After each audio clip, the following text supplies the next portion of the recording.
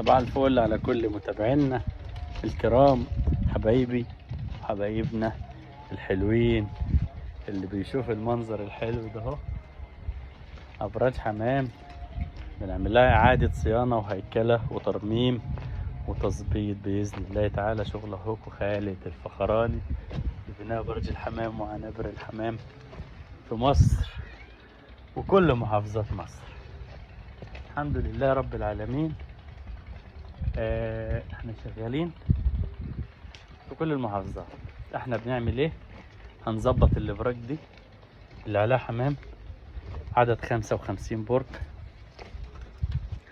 هنظبطهم وهناخد الانتاج وهنظبط الشغل. اللهم صل على النبي. وهنظبط الشغل بتاعهم على الطبيعة.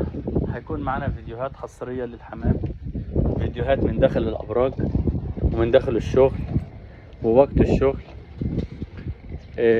علشان معودينكم على كل ما يخص الحمام يكون معانا وتحت اشرافنا وتنفيذنا وشغلنا. الحمد لله رب العالمين.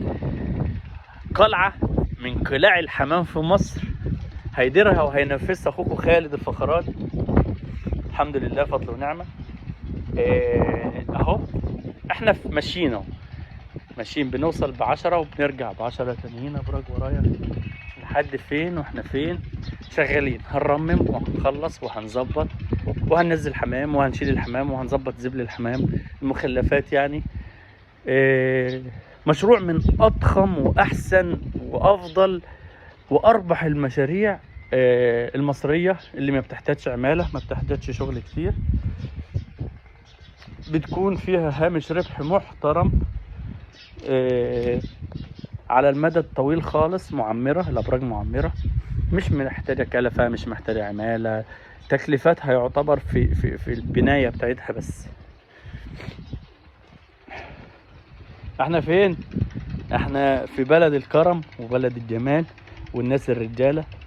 احنا في الشرقية، مش هنقول تفاصيل اكتر من كده. بس عشان هنكمل معاكم فيديو تاني لما نوصل ان شاء الله ونكمل البداية بتاعتنا. صباحكم عسل على كل حبايبي.